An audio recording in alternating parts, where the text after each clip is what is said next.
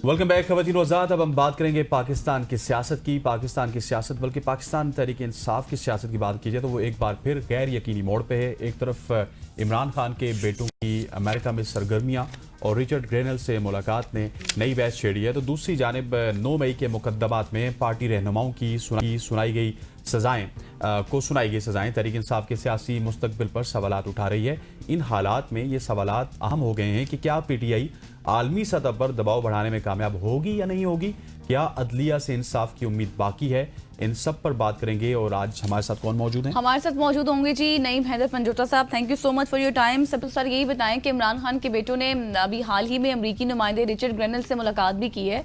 क्या ये पीटीआई की तहरीक के हवाले से काफ़ी आपको लगता है कि मौसर साबित हो सकती है या फिर इसमें कोई पेशरफ्त हो सकती है, क्योंकि बातें तो बड़ी नेगेटिव की जा रही हैं इस मुलाकात के बाद?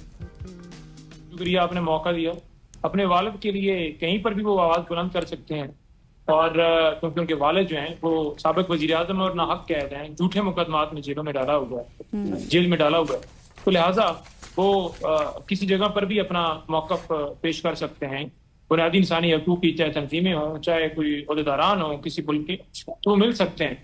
बाकी जो तहरीक है वो हमारा फोकस है पंजाब, सिंध, बलोचिस्तान, फिर GPH के पूरे पाकिस्तान के अंदर हमारी तैयारियाँ जारी हैं।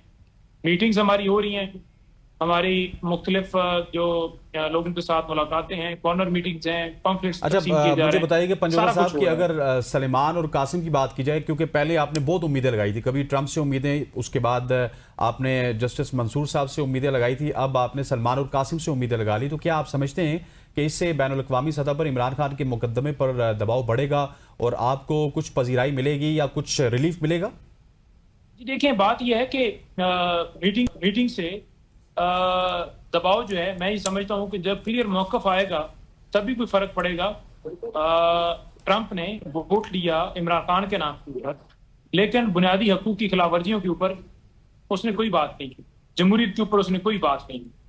तो जब ऐसी सूरत हाल का हमें सामना है कि पाकिस्तान में ना आइन है, ना जमहूरियत है, ना इंसाफ है, ना कानून है, ना अवामी वोटों की हुकूमत है, तो ऐसी सूरत हाल के अंदर अमेरिका की तरफ से खामोशी इख्तियार करना ये वाज़ेह सबूत देता है कि इन्होंने पूरी सेटलमेंट की है उनके साथ। जो अमेरिका ने कहा है उसके मुताबिक ये यस बॉस कह रहे हैं, चाहे ईरान का मामला हो, इराक का मामला हो, चाहे कोई और दुनिया के हवाले से मामला हो, तो ये उनके मौक़िफ़ को सपोर्ट करते हैं। इजराइल वाले मामले के ऊपर भी ये बिल्कुल उनके साथ मौक़िफ़ एक पेज पे रखते हैं।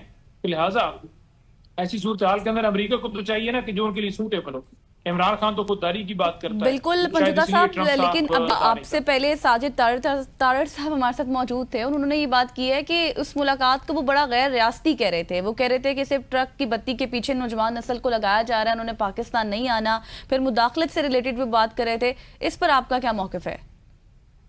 नहीं देखिए, गैर सियासी जो है मुदाखलत कैसी, वो मिल रहे हैं, किसी से भी मिल रहे हैं, किसी से भी बात कर रहे हैं, तो उसके अंदर कौन सी गैर सियासी मुदाखलत है? अमेरिका के इस ट्रंप के खिलाफ जिस तरह इस हुकूमत ने ट्वीट किए, यानी इनके नुमाइंदों ने, जब ये ट्रंप को हटाया गया था, यानी वो जब वो जा चुका था, तो उसके बाद आपने देखा कि जब ये दोबारा ट्रंप सदर बने तो फौरन ही इन्होंने सारे ट्वीट्स भी डिलीट किए, ठीक है, और ये जाकर बैठ गए।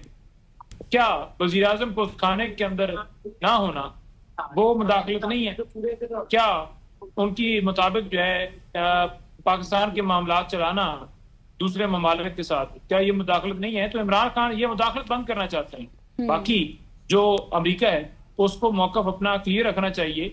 अगर वो इस चीज़ के अंदर है कि बुनियादी इंसानी हकूक़ की खिलाफवर्जी, क्योंकि एक ताकतवर आवाज़ है और दुनिया के जितने भी ममालिक हैं वो अगर उस पर आवाज़ उठाते हैं कि ये पाकिस्तान में ज्यादती हो रही है, तो फिर फ़र्क पड़ता है पाकिस्तान में जो कुछ जो मामला या जो मसाइल दो चार हैं। तो लिहाजा ये चीज़ फ़र्क तो डालती है, लेकिन इसको कह देना कि हम कोई मुदाखलत चाहते हैं, भाई हम तो पाकिस्तान के आइन को मानने वाले हैं, आप पाकिस्तान के आइन की खिलाफवर्जी करने वाले हैं, अपने लोगों पर गोलियां चलाने वाले हैं, सुप्रीम कोर्ट के हुक्म को नहीं मानने वाले थे, सियासी कारकुनान को सजा देने वाले हैं। तो ये जो चीज़ें सारी हैं, हम तो अपना मौक़िफ़ के लिए, क्या हमने ये कहा है कि पाकिस्तान में बगैर इलेक्शन की हुकूमत हो? क्या हमने ये कहा है कि अमेरिका ये बयान दे कि पाकिस्तान में गोलियां जो चलाई गई वो जायज़ है? अच्छा पंजोटा साहब, मुझे थोड़ा सा चाहिए। इमरान खान अगर पहले ही जेल में अब पार्टी के बाद सीनियर रहनुमाओं को भी 9 मई के मुकदमात में 10 साल की सजाएं सुना दी गई हैं। तो क्या आप समझते हैं कि इस सूरत हाल में पाकिस्तान तहरीक इंसाफ की सियासी सरगर्मियों या अवामी जो हमायत है उस पर मनफी असर पड़ सकता है? देखें, जिन लोगों ने प्रेस कॉन्फ्रेंस की उनको छोड़ दिया गया। इस मुकदमे के अंदर सरगोदा की मिसाल आ लें, वो जो मॉब को लीड करने वाले लोग थे, तारक नाम है, एक का नाम हमजा है, एक का नाम कोई और है, तो उनको बाइज्जत बरी कर दिया गया और ये अदालत को भी पता है। और बाकी जो इमरान खान के साथ खड़े हैं उनको सजाएं दी गई। अब 3 रहनुमा जिनमें एक MPA, 2 जो है MNAs थे, बिलाल एजाज और अहमद चट्ठा, उनको सजाएं इस वजह से दी गई कि वो इमरान खान के साथ खड़े हैं और बाकी जो वर्कर्स हमारे जिनको सजाएं दी गई। और इन 3 लोगों को नॉमिनेट किया गया 1 साल बाद, यानी FIR आज होती है 9 महीने 10 महीने के बाद आप नॉमिनेट कर रहे हैं। तो इसका मतलब ये है कि आपको किसी ने मैसेज भिजवाया है कि ये खुल के स्टैंड ले रहे हैं, मौकफ ले रहे हैं, तो इनको भी जरा डाल दो उन FIR के अंदर। और जिनका कसूर था, लीडिंग रोल था जिनका, उनको आपने बरी जमा, कोई एक एविडेंस साबित नहीं कर पाया मुकदमे के अंदर। ना इन्होंने कोई गाड़ियां पेश की, ना इन्होंने कोई और। अब्बास शाह जो पिछले जज थे, उसने सिर्फ ये कहा कि मैं गवाही कबूल नहीं करता, ये झूठी गवाही दे रहे हैं 3 लोग, तो उसको ओहदे से हटा दिया गया। हालांकि उसने लोगों को बरी कर दिया। बिल्कुल आप ठीक कह रहे हैं, मतलब जिन लोगों ने बात खड़े रहे उनकी सजाएं तवील हो गई, जिन्होंने छोड़ दी उनकी सजाएं खत्म हो गई। मुझे ये बताएगा कि PTI ने 9 मई के मुकदमात के फैसलों को अब हाई कोर्ट में चैलेंज करने का भी फैसला कर लिया है। क्या आपको ये तवक्को है कि इंसाफ आपको मिल जाएगा अदालतों से? देखिए, 9 मई के केसेस जो है हम चैलेंज करेंगे। इस्लामाबाद के अंदर 4 हमारे वर्कर्स की जो सजाएं दी गई थी, हाई कोर्ट में हमने चैलेंज किया, 32 दिन के अंदर खत्म हो गई। ऐसे नहीं खत्म हो गई कि हमने कोई शाम करके दिया, बल्कि अदालत ने देखा कि कोई सबूत ही नहीं है इनके खिलाफ। तो इस नौइयत की सजाएं तो क्या टिक पानी? पहले खान साहब को सजाएं दी गई, क्या टिक पाई? कोई भी नहीं टिक पाई, क्योंकि झूठे केसेस हैं। तो अच्छा, आपने सजाओं की बात की सर, कोई सजा भी नहीं टिक पाई। तो पंजोर साहब, मुझे ये कि खान साहब की और बुशरा बीबी के खिलाफ तोशाखाना 2 केस की समाअत आज 10 बजे अडियाला जेल में होगी। स्पेशल जज सेंट्रल शाहरुख अर्जुमन समाअत के लिए अडियाला जेल जाएंगे। वकला को आगाह भी कर दिया गया है। आपको क्या लगता है इस केस को कितना तवील किया जाएगा, कितना तूल दिया जाएगा? देखिए, इस केस के अंदर कोई चीज नहीं है।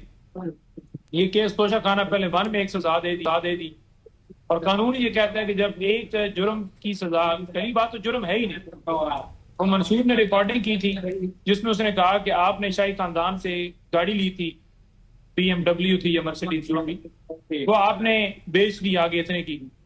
3-3.5 मिलियन का आपने लिखा, अपने जो सालाना आप जमा करवाते हैं रिपोर्ट उसके अंदर, और उसको 2 करोड़ का आपने बेचा।